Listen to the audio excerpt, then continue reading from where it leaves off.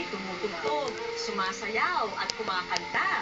Pero ibahin niyo ang nakilala naming binata sa Santa Ana, Maynila. 1, 2, 3, to the beat back.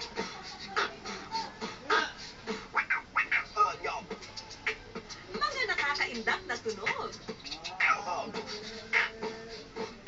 Mapitik na galaw. Bastard! Sabayan pa ng mabilis at makapilipit bilang mga linya. Ating mga kultura, huwag naman nating ibasura. Bura na ba sa memorya, pati lumang istorya. Nakalilikha siya ng musika. Ang tawagin ay rap music. Teka muna sandali, ito na ang bibira, BNSON. Yan ang aking pangalan sa lugar ng Santa Ana. Dito ako nagmula.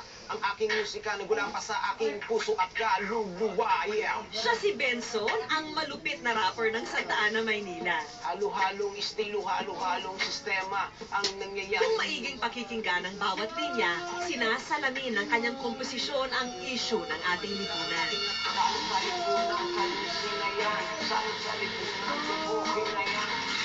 Kung ano yung nakikita ko, tsaka malaking bagay yung load ko ng balita, lahat ng mga nangyayari. Kasi doon nakakakuha ka na idea.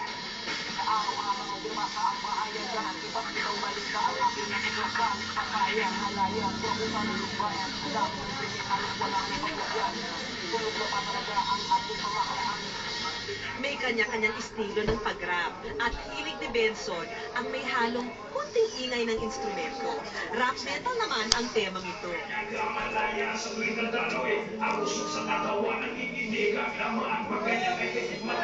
Saka importante yun, yung bigkas mo words. Kailangan kahit mabilis mo yun, maintindihan ng tao.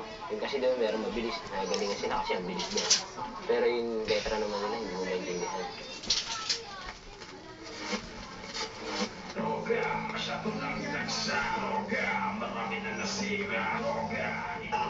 Bumuo ng grupo si Benson at tinawag nila itong Kilas Brutal.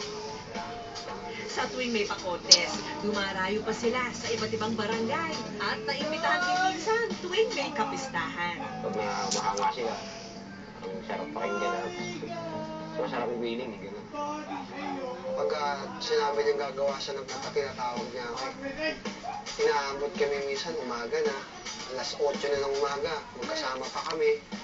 Uwi na kami. Talo pa nga namin mag-asawa eh. Likas na nga kay Benson ang taglay na talento, pero may isang bagay na hindi niya kailanman matatalikuran. Kakambal niya ang kondisyon na kung tawagi arthrogryposis. Kung nagulat nga kami at gano'n nangyari kasi yung ultrasound lalo ko nakita gano'n. Nagulat na lang ako nung pinanganak ko. Paano yung kasi bago na Roda, salin mo na dyan, oh. Roda. Nagkaroon daw ng depekto si Benson habang siya ay ipinagbubuntis.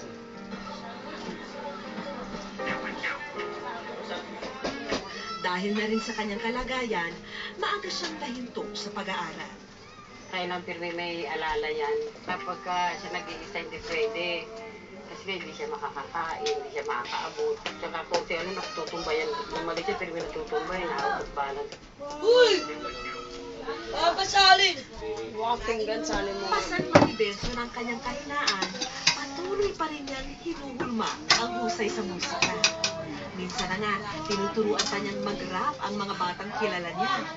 Ating mga kabataan na sando ay lulong ipakita kaya ito marami ng nagtaka, marami ng sumabay pero lahat sila ay mga nakahantusay.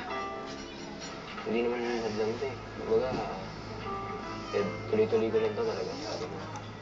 Ayoko kasi isipin na parang wala lang, di ba?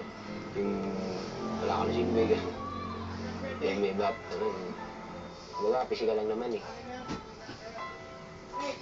May impluwensya kay Benson ang ilang sikat na rap artist. Ito na pinakabaliw pagdating sa rap. Meron ako sasabihin na ikaw magkukurap. Alam ko maraming daing na di mo matanggap. Pero bago ka tumalumang inig ka ikla. Black Knight, si Black Knight. Yung magaling si Black Knight. Bilib ako sa kanya kasi mabilis yung boss niya, pero magilaw. Kung maraming iniisip, pulong umiinig ko rin ang bomba ko. Makinig ka lang ng music and steak. Ladies and gentlemen, my name is Black now. Pero kung iisa-isahin daw ang kanyang listahan, Numero 1 raw siyempre, ang tinaguriang master rapper ng Pilipinas, walang iba kundi si Francis Magalona.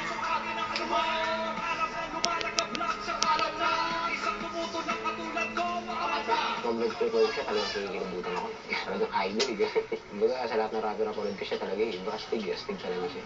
Nagustuhan daw kasi ni Benson ang mga kanta nitong may temang pagkamakabayan.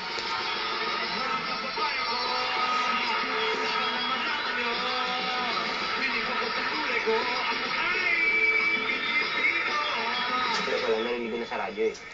Narinig ko na sa radyo. Nagpabila akong tape. Kasi tape pa lang dati, wala pang CD. Tapos yun, napahinggan ko. Ganda eh, maganda yung ano eh, mga kababayan eh. Pati yung chorus, pati yung lyrics.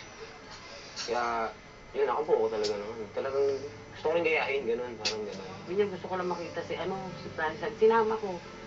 Ang daming tao sobrang tulakan nadaganan yan, talagang nadaganan. Hindi ko lang sinabi sa tao, di ba magalitan ako.